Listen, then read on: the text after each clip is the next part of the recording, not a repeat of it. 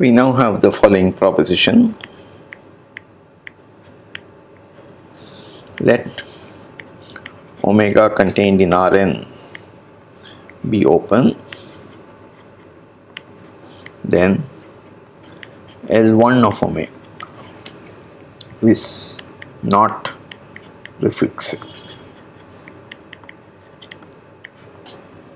So we saw that all the LP spaces 1 less than P less than infinity were reflexive, and we said nothing about L1, and so L1 is now we show that it is not reflexive. Okay, so proof. So without loss of generality, we can assume that 0 belongs to omega. So you can translate, and by translation you lose nothing. Lebesgue measure is translation invariant, and therefore we can always assume that omega contains the origin. So let n be sufficiently large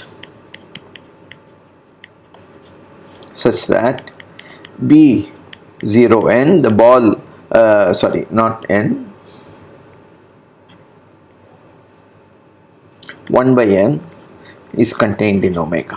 Okay, so all sufficiently large this thing. So let us assume that alpha n is the Lebesgue measure of Bn, so call this Bn power minus 1. Okay, so okay, so and then you set fx, fn of x equals alpha n for all x in Bn and 0 on omega minus Bn. Okay, so this function then fn obviously belongs to L1 of omega, and in fact you have integral mod fn dx over omega. This is nothing but the integral over Bn, everywhere else it is 0, and that is alpha n dx. Alpha n is a constant, it's alpha n mod Bn, and that's equal to 1. So norm fn 1 is equal to 1 for all n. Okay, so if L1 omega were reflexive, there exists a weakly convergent subsequence. So we have seen that any bounded sequence in a reflexive space has a weakly convergent subsequence. So let us assume, if possible, let f and k weakly converge to f. Okay, so this means that is for every h in the dual space, which we have seen is L infinity of omega, you have integral f and k h dx over omega converges to integral f dx over omega.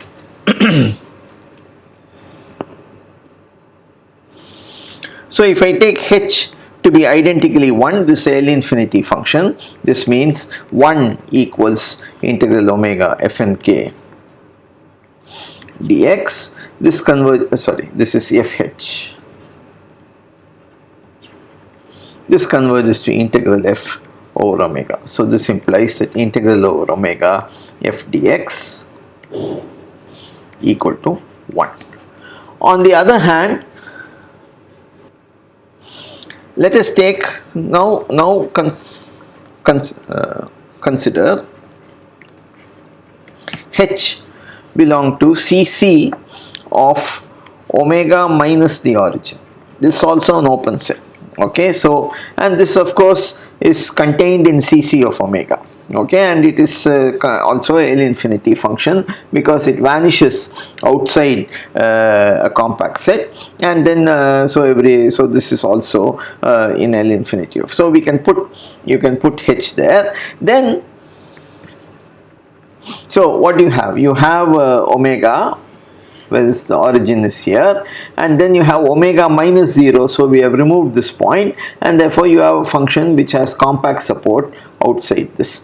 So if n is sufficiently large, then the Bn and this support will not intersect. Then for k sufficiently large, support of H intersection B and K will be empty. Okay, so this implies that integral f and k h over omega equal to 0, and this implies therefore that integral fh over omega equal to 0. So f is what? F is L1 function in omega, and therefore, and for every h in cc of omega minus 0, integral fh is 0. So by the theorem which we proved, we have, this implies that f is 0 almost everywhere in omega minus 0, because for every continuous function with compact support, integral fh is 0, and this is compact support in omega minus 0. But then if you add 0, that's still a set of measures 0, so that is f equal to 0 almost everywhere in omega. But that's a contradiction, because integral f equals 1 and f equal to 0, so this is a contradiction, and therefore you cannot have a weakly convergent subsequence for this sequence, and therefore L1 is not reflexive. So corollary, omega contained in Rn open, then L infinity of omega is not reflexive. So this is immediate, because if V is reflexive, V star is reflexive, and conversely, and therefore L1 of omega is star is L infinity of omega. L1 is not reflexive, therefore L infinity cannot be reflexive either, because it's an if and only if condition for the dual for reflexivity. Therefore, to sum up, we have LP of omega equals L P star of omega, 1 less or equal to P less than infinity. P star is the conjugate exponent. This is not true for L infinity. We have not proved it. We will see in the exercises actually that there is a continuous linear function we will do. But then you have that LP of omega reflexive and separable if 1 less than P less than infinity. L1 of omega is separable but not reflexive, and finally L infinity omega not separable, not reflexive. Okay, so this is the summary of all that we have done so far. Okay, so now we will conclude with an important inequality. Okay, so theorem. This is called Young's inequality.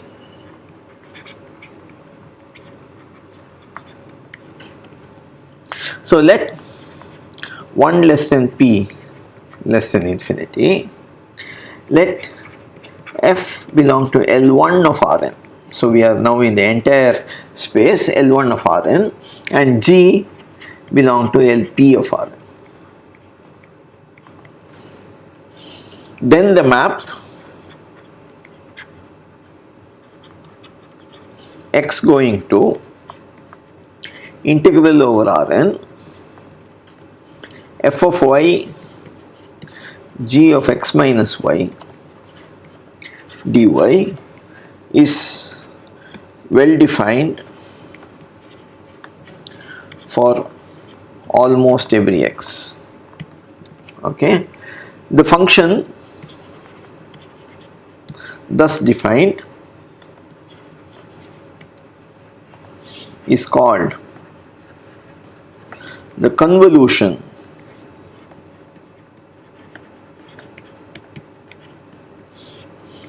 of f and g, and is denoted f star g. Okay, further f star g belongs to LP of Rn, and you have the Young's inequality. Norm of f star g in LP is less than or equal to norm f1 in norm GP. Okay, so this is called Young's inequality. Okay, so proof. So let H belong to LP star Rn. P star is the conjugate exponent. Then you consider the function xy mapping to f of y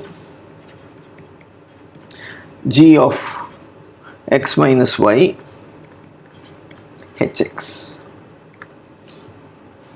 So this is measurable in the product space.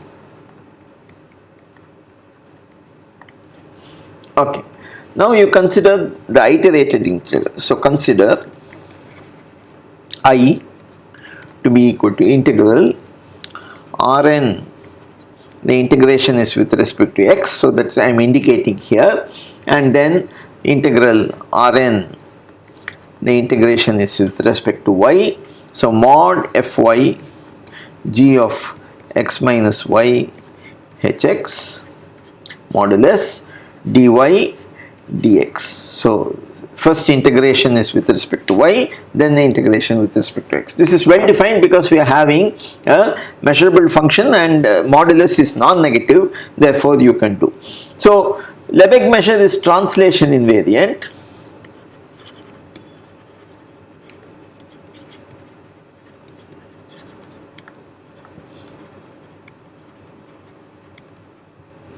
And we can also interchange the order of integration because you have a non-negative function. Fubini's theorem says that I can interchange. So I get I equal to integral Rny mod fy integral Rnx mod g of x minus y hx dx and then dy. Okay, so I can, if you want, you put a bracket like this. So you first integrating. Now here you have G is what? G is in LP and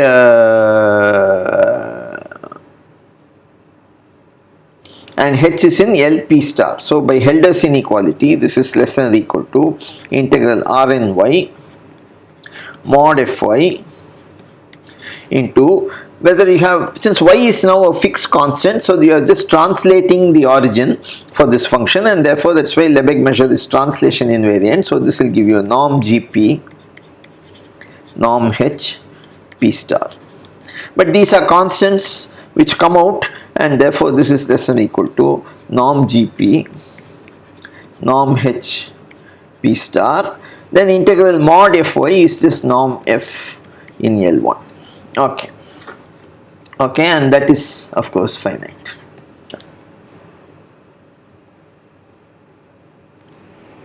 So by Fubini's theorem,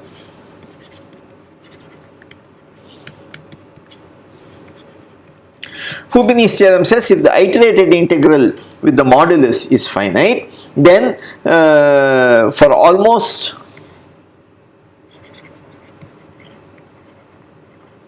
every x we have integral Rn f of y g of x minus y h of x dy exists. That is part of the Fubini's theorem. When you have the iterated integral with the modulus is finite, then each for almost every value of one variable, the function in the other variable, the integral will exist, and therefore this exists. Now you choose. Here you notice that h of x doesn't depend y, it doesn't depend on y, so it will come out of the integral. So h of x times this integral exists. Now you, for almost every x. Now you choose h of x in LP star Rn such that h is not equal to 0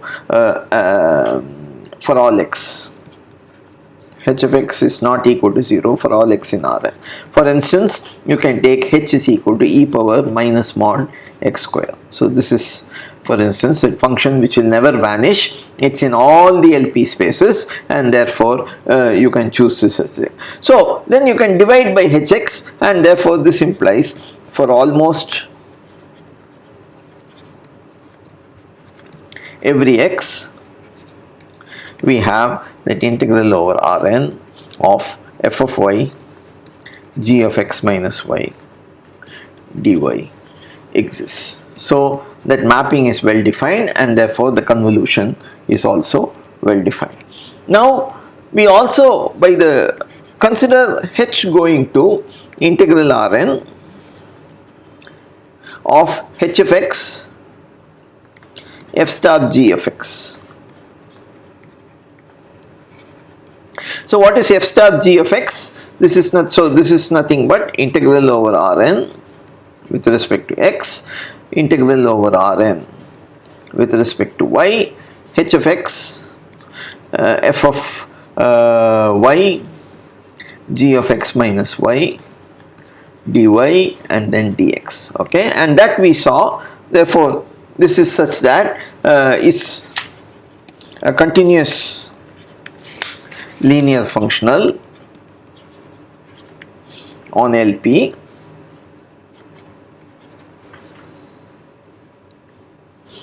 on LP star Rn, because h goes to this continuous linear functional, and modulus of this, so modulus of integral h of x f star g x dx was less than or equal to, we just calculated it earlier, namely this one. Therefore you have norm h in P star, norm f in L1, norm g in P. Okay, and therefore this is a continuous linear functional, and hence by the Rees representation theorem, this 1 less than P less than infinity. So f star gx belongs to LP of Rn, because that's the dual of LP star, and you have norm of f star g in LP is less than or equal to norm f1 norm gp, and that is exactly Young's inequality which we wanted to show. Okay.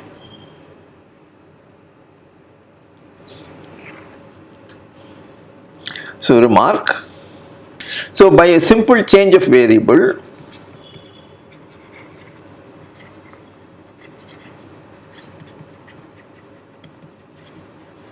we also have f star g of x is equal to integral over Rn f of x minus y gy dy. Second remark, Young's inequality also true for p equals 1. Okay, so if f and g are both in L1, f star g is well defined by the, and we will you have norm of f star g in L1 in less than or equal to norm f1 norm g1. This is true, and we will see it in the exercises.